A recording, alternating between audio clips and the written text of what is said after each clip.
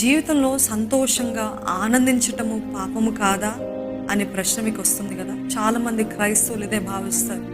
దేవునిలో సంతోషించిన, దేవునిలో ఆనందించిన, జీవితంలో ఆనందించిన అదేదో పెద్ద పాపము చేస్తున్నంత భావము కలుగుతుంది.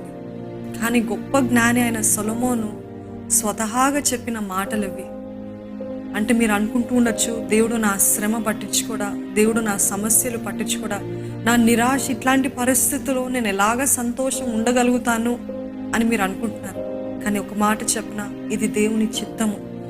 సంతోషాన్ని, జాయ్ని నువ్వు ధరించుకోవాలంటే మనము కావాలని చేసేది. ఎట్లయితే మనం లేచిందే ఫ్రెష్ అప్ అయి బట్టలు ధరించుకుంటామో ఆ రీతిగా ధరించుకోవటం అంటే ఈరోజు ఆశతో, సంతోషంతో నీ మనసును నువ్వు సిద్ధపరచుకోవటం.